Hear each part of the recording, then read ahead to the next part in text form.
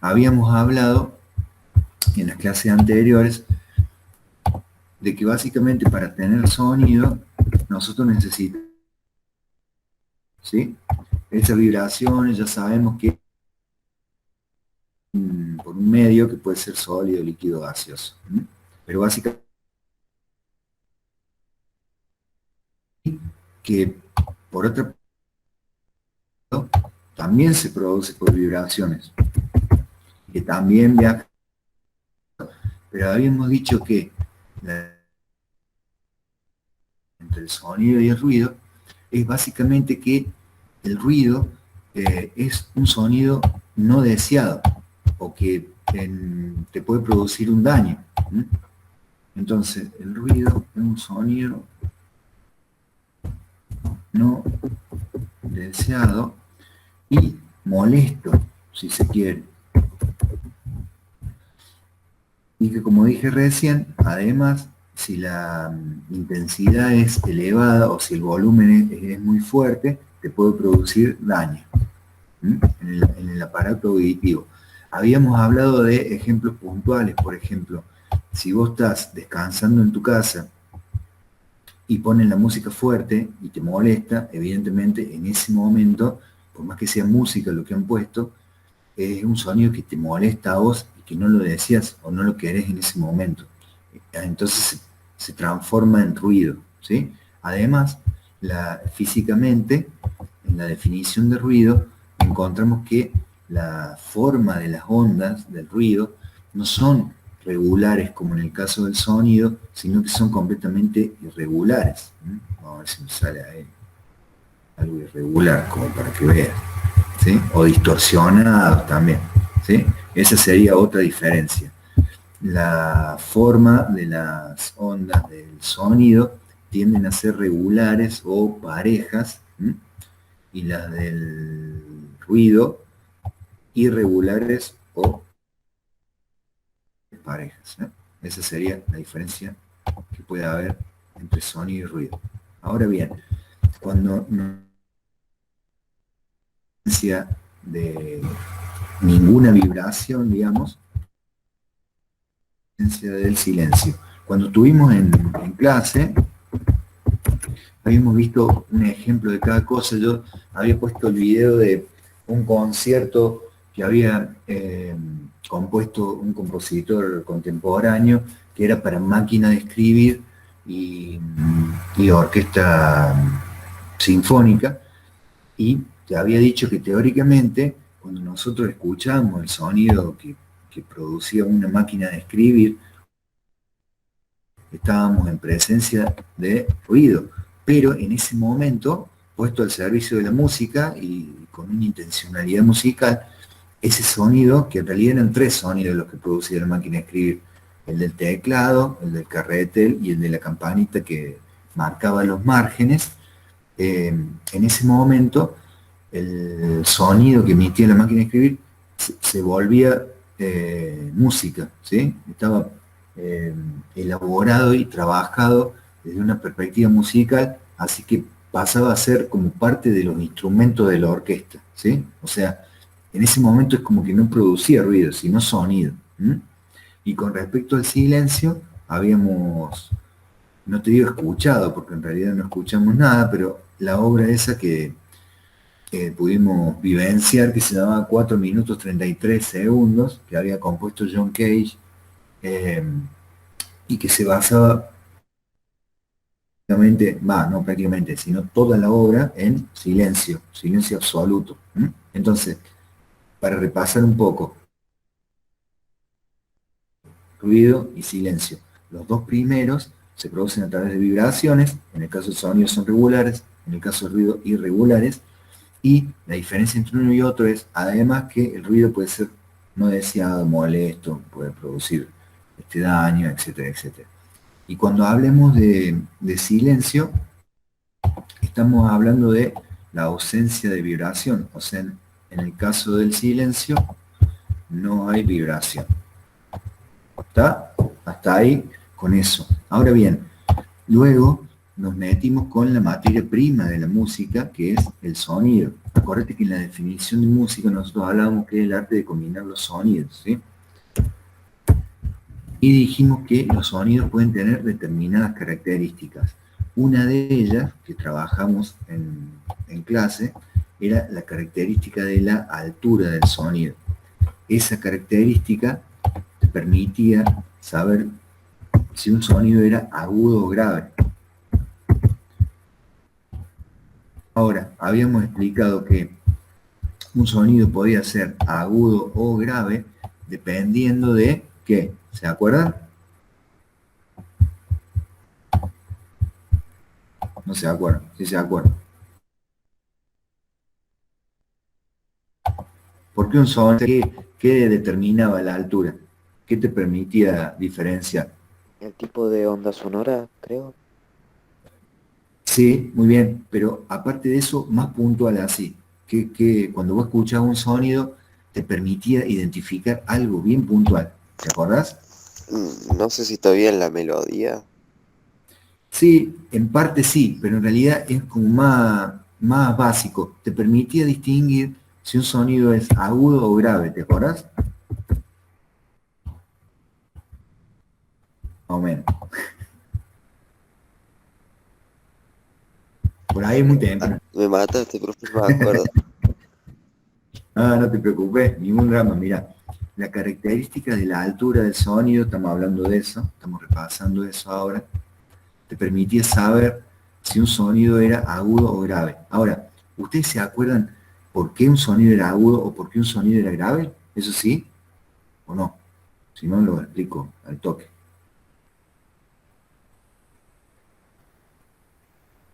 Bueno, lo explico al toque entonces. Che, no estarán dormidos, ¿no? O se me cortó No, o se me profe, yo cortó la sigo acá, ¿eh? transmisión. Bueno, No, profe, yo no sé. no te hagas problema, no te hagas drama, estamos para eso. Mirá, un sonido es Ah, agudo. profe, yo me acuerdo. Sí, decime. Porque los graves tienen frecuencias bajas y los sonidos agudos utilizan frecuencia más alta. Sí, bien ahí, o sea, mayor cantidad de vibraciones por segundo o mayor cantidad de frecuencias, como bien dijiste vos, en el caso de los agudos. Y en el caso de los graves, menos cantidad de vibraciones o menos ciclos. ¿Se entiende?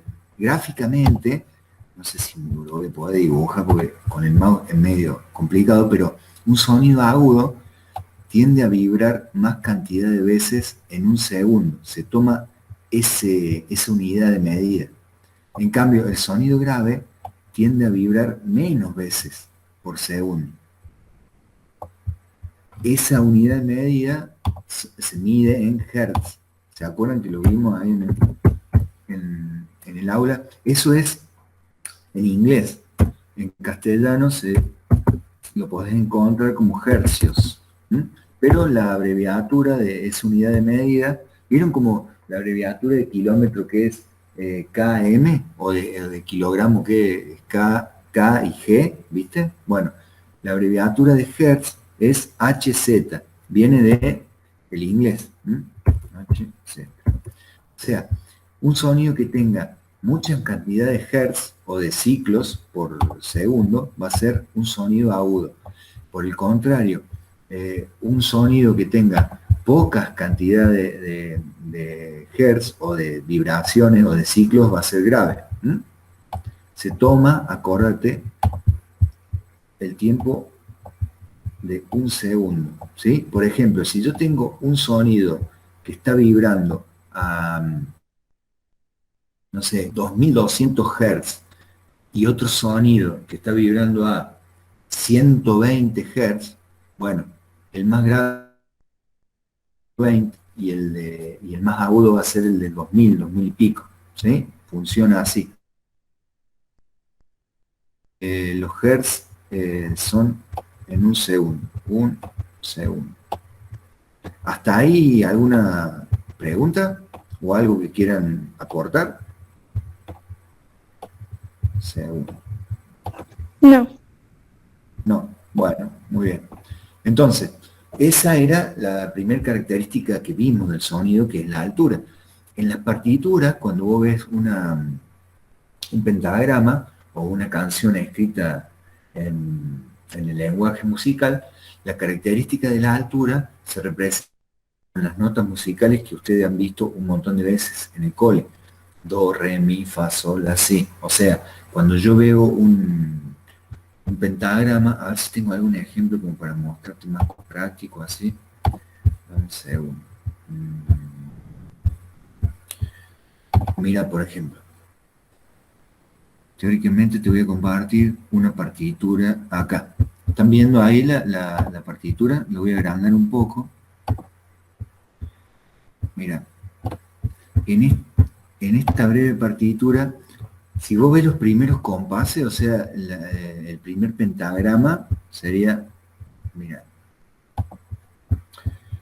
si vos ves el primer pentagrama, todo este, vieron que hay corcheas blancas, etcétera, etcétera. Para vos darte cuenta cuál es la nota más grave de ese fragmento, digamos, de ese momento, bueno, te tenés que fijar en la nota que está más abajo del pentagrama. En este caso sería esta nota, la primera. Esa está más colocada o dibujada o graficada más abajo en el pentagrama. Es una nota sol. Después vamos a ver cómo funciona el pentagrama, pero básicamente en ese momento, en ese pentagrama, el sonido más grave es el representado como primer nota, que es la que está más abajo. Por el contrario, la nota más aguda va a ser la que está más arriba, que es esta, ¿no? Que sería la misma que esta también. Es una nota re.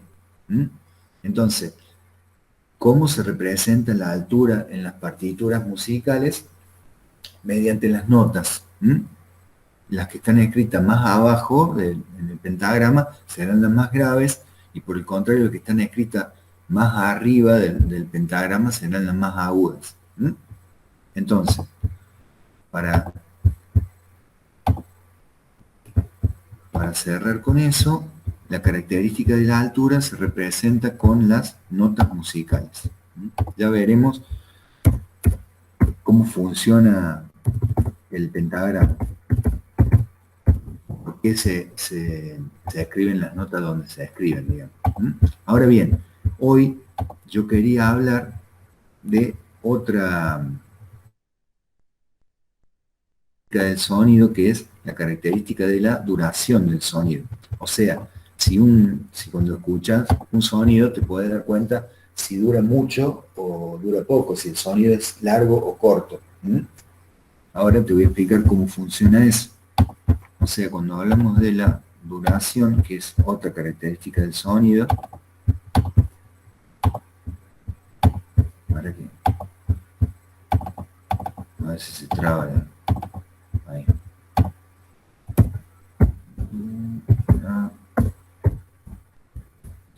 ¿Se acuerdan de esto de segundo año? ¿Que lo hayan visto? ¿Un poquito? ¿O no? Yo me acuerdo más de años anteriores, no del segundo. Sí, por ahí en la primaria, ¿viste? También se habla de las características del sonido. Bueno, la duración te permite saber si un sonido es corto o largo. ¿Por qué pasa eso? Bueno, por la cantidad de tiempo que la onda sonora aire, digamos. Esa sería la expresión como física, digamos. Entonces, la duración te permite saber es corto o largo.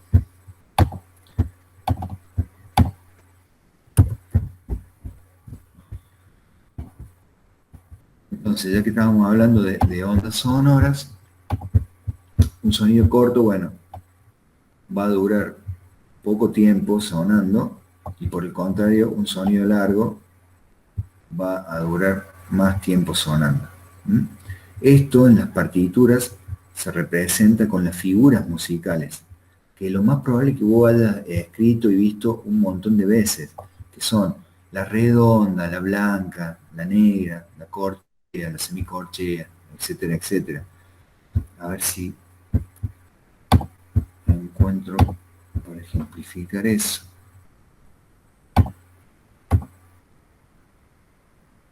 Copiar. Entonces se representa la característica de la duración, las figuras musicales, que son esas. Suponete, en el caso de la redonda, va a ser un sonido que dure 4 tiempos. De la blanca va a ser un sonido que dure 2 tiempos. Y así. Es como que van siempre a la mitad de la duración anterior. Mira. En el caso de la redonda, ya sabemos que va a ser un sonido que va a durar 4 tiempos. En el caso de la blanca, va a durar 2. Eso es lo más probable que algo recuerden ustedes, ¿sí? Ahora bien, cuando un sonido dura 2 tiempos o cuando un sonido dura 4 tiempos o cómo es un sonido de un tiempo, eso lo más fácil es escucharlo y que tu oído lo distinga.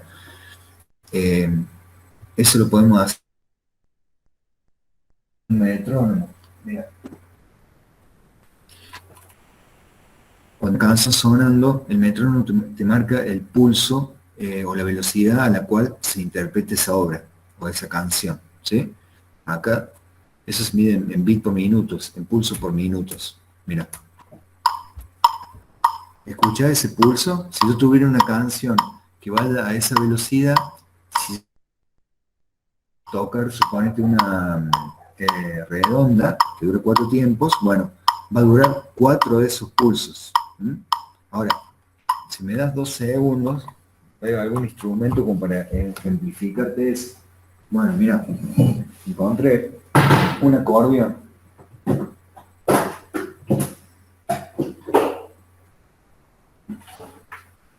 Si yo tuviera que tocar con el acordeón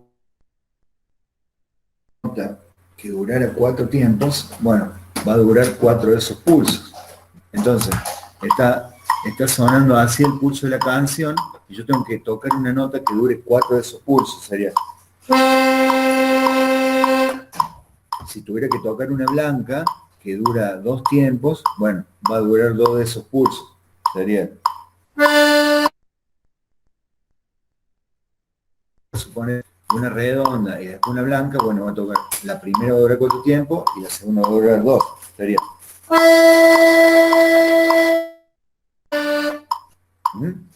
Eso con respecto a la duración de las notas, ¿sí? Hasta ahí más o menos se va entendiendo, ¿sí? Sí, profe, quedó claro.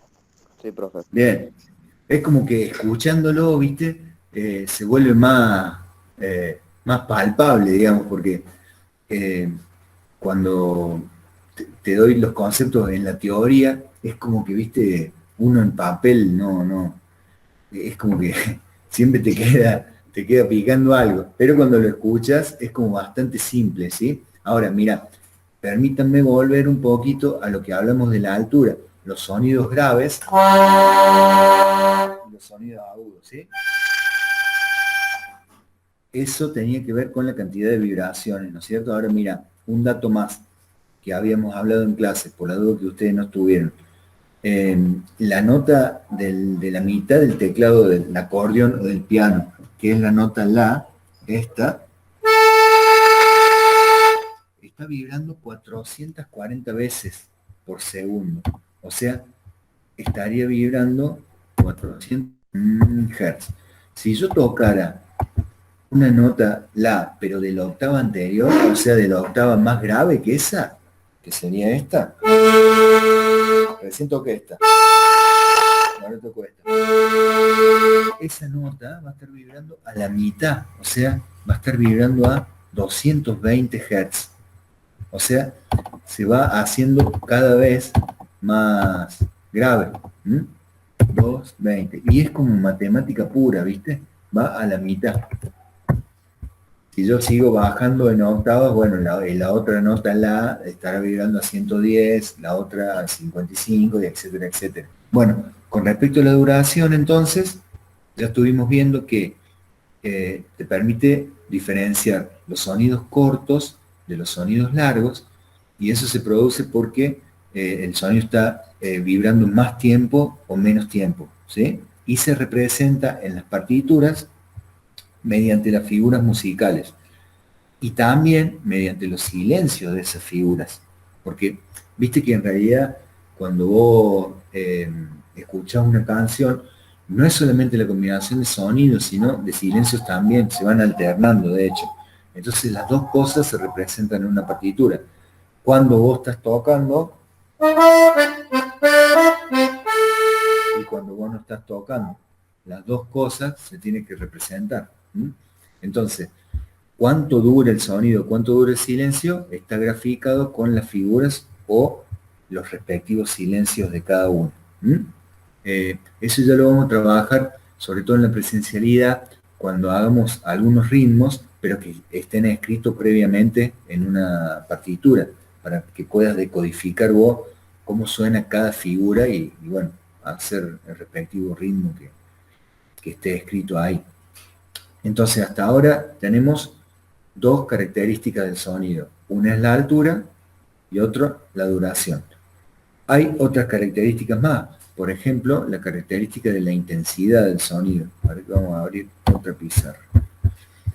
Esa característica, la de la intensidad, te permite saber si un sonido es fuerte o suave. O sea, si yo estoy tocando fuerte o suave. Ahora, ¿por qué físicamente un sonido es fuerte o por qué un sonido es suave?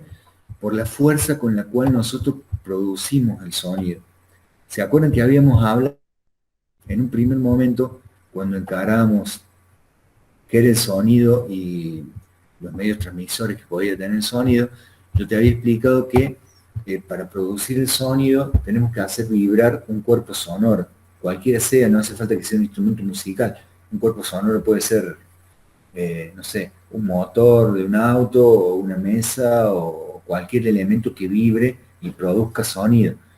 Para nosotros hacerlo vibrar, le producíamos una acción. Por ejemplo, si tuviéramos el caso de un violín, la acción nuestra sería frotar el arco del violín contra las cuerdas del violín. Si nosotros tuviéramos un instrumento de percusión, por ejemplo un tambor, bueno, la acción sería golpear para que eso empiece a vibrar y generar ondas de sonido, ¿sí? Ahora bien, si nosotros le producimos, o sea, una fuerza grande para que produzca el sonido, el resultante va a ser un sonido fuerte. Por el contrario, si para que produzca o para que empiece a vibrar ese cuerpo sonoro nosotros le producimos una acción suave o débil, bueno, el sonido resultante va a ser suave. Ahora bien, aquí estamos hablando, si yo le provoco una fuerza grande, la resultante va a ser una onda con mucha amplitud, o sea, una onda grande. Por eso el sonido va a ser fuerte. Va a tener mucha amplitud de onda. La amplitud se mide de punta a punta, o sea, de punta a punta. Por el contrario, si yo le imprimo una acción débil, la resultante va a ser una onda con poca amplitud, o sea, más pequeña, y el sonido resultante va a ser suave. En la música, eso se representa a través de matices. Acá yo tengo unos ejemplos para que vos veas qué son los matices. A ver. Mira, en las partituras pueden aparecer estas palabritas, digamos, estos símbolos, que son los símbolos de los matices, que aparecen estas abreviaturas, digamos, En el caso, por ejemplo, de si te aparece la palabrita P, esa letra, significa piano. O sea, ese momento va a ser interpretado suave. Suponete que estamos hablando del volumen del 1 al 10, 10 sería lo más fuerte y 1 sería lo más suave. El matiz ese de P, de piano, sonaría un volumen, suponete, entre 5, 4 y 5, por ejemplo. Por el contrario, si a mí me parece la letra F, va a ser un matiz fuerte, que ya estamos hablando de quizá 8, 9, 2F, que sería fortísimo, ya estamos hablando de un matiz, ponele 9, porque en algunas partituras te pueden aparecer 3F. Ahí estaríamos hablando de un volumen 10. Por el contrario, en lo más bajo, te puede aparecer 2P, que sería pianísimo, no estamos hablando de, suponete, volumen 2 o volumen 3, y hay algunas partituras que en 3F, o sea, muy suave, sería volumen 1, para ejemplificarlo. Entonces, la característica de la intensidad del sonido te permite saber si un sonido es fuerte o suave. ¿Por qué se produce eso? Bueno, por la fuerza con la cual uno genera el sonido. Si le imprime mucha fuerza, la resultante va a ser una onda con mucha amplitud y va a ser un sonido fuerte. Y por el contrario, si le imprime una acción suave, va a tener poca amplitud la onda y el resultante va a ser un sonido débil o suave. Ahora, originalmente, las partituras no se registraba los matices por la Edad Media o del periodo barroco, no había indicaciones de matices, no aparecían esas. Eso vino después en la época clásica y mucho más en la época romántica. Mirá, por ejemplo, antes de que se creara el piano, digamos el audio, era un instrumento que se conocía como clavicordio. ¿Cómo funcionaba eso? Muy sencillo. Viste que los pianos adentro, cuando vos accionas las teclas, tienen las cuerdas, y entonces unos martillos golpean esas cuerdas. Los clavicordios no tenían martillos, tenían una especie de uñas que accionaban las cuerdas. Lo que pasaba era lo siguiente: por más que vos tocaras con mucha intensidad o con poca intensidad, la uña esa siempre accionaba igual la cuerda, entonces no variaba el volumen, no variaba la intensidad, siempre sonaba. Entonces alguien se avivó, le cambió ese mecanismo, le sacó esas uñas, le puso el sistema de martillos, entonces con resortes, entonces lograban, si vos aplicabas mucha fuerza en las teclas o mucha intensidad, bueno, el martillo golpeaba fuerte y la resultante era un volumen, o sea, un sonido con mucho volumen. Por el contrario, si vos accionabas despacito, el golpe era más suave y te permitía tocar piano o pianísimo, o sea, a un volumen bien chiquito. Por eso el nombre del instrumento originalmente era fortepiano, porque te permitía tocar forte y piano. Con el tiempo quedó solamente la palabra piano en el instrumento, pero te nombré ese instrumento porque sobre todo en el periodo romántico, donde los tipos componían con mucha subjetividad y con mucha pasión, necesitaban que la música fuera consecuente con eso. Entonces, si necesitaban hacer un pasaje medio eufórico o con mucho ímpetu, bueno, se manejaban volúmenes fuertes. Por el contrario, si el pasaje ameritaba tranquilidad o paz o calma, bueno, se manejaba en un registro de intensidad o de volumen más suave. Recién había compartido una partitura yo, se podían ver determinados matices. Mira, por ejemplo, en este pasaje, en este pentagrama, acá acá tenés una indicación de matiz, ¿ves? Acá va a ser un volumen fuerte. Es más, vos primero venías tocando meso fuerte, medio fuerte, no tan fuerte, y a partir de acá hay un regulador que va creciendo el volumen, es un crescendo, hasta llegar a esta nota en un volumen fuerte. Así se va regulando el volumen dentro de la música. Si yo sigo tocando, tengo que decrecer el volumen hasta volver a meso fuerte, o sea, no tan fuerte, medio fuerte. En estos otros pentagramas, miren cómo regula la intensidad. Arranco meso piano, sería un volumen 3 más o menos, 4, y voy creciendo en fuerte, o sea, hasta volumen, suponete, 8. Es como agarrar el centro, la perilla de volumen, e ir jugando con eso, subiendo el volumen o bajándolo. De eso se trata, digamos.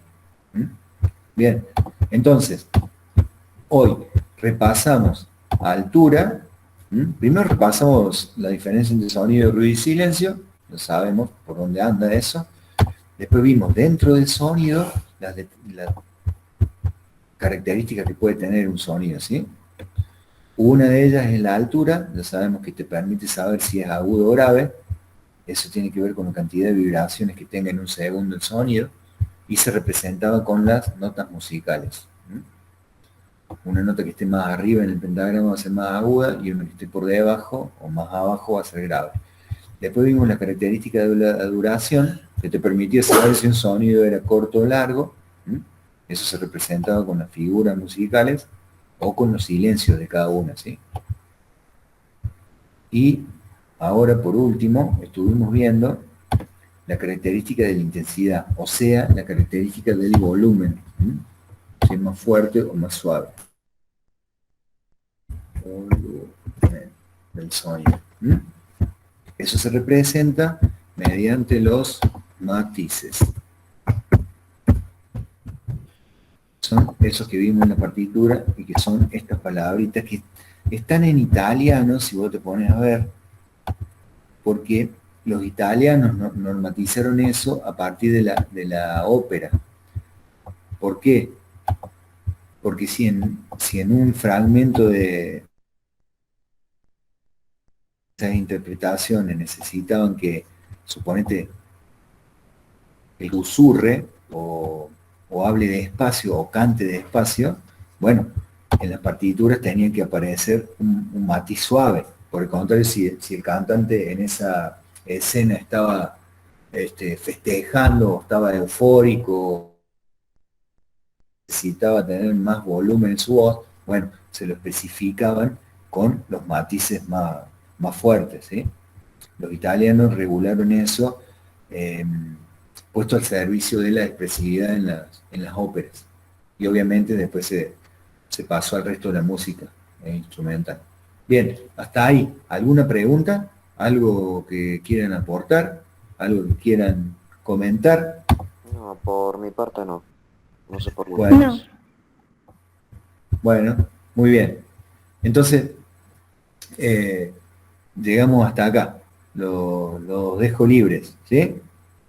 Esto yo lo estoy grabando, yo lo voy a subir voy a subir el link al aula virtual como para que ustedes lo tengan como referencia y como consulta para los próximos. Profe, Sí, cuando subas la video al aula, ¿podemos copiar los cuadros en la carpeta?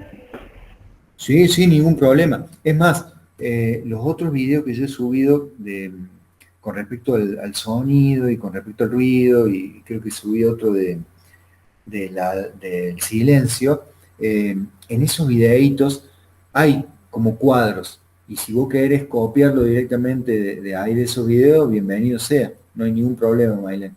Sí, cómo no. Ok.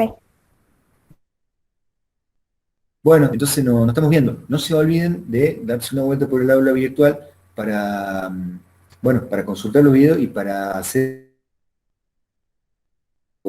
práctico. Es breve, es corto. Tenemos esa primera nota en el sistema. Bueno, nos vemos la próxima. Chao, profe. Gracias, Saludos. profe. Chao. Bueno, Nos vemos. que tenga buen día. Chao, buen día.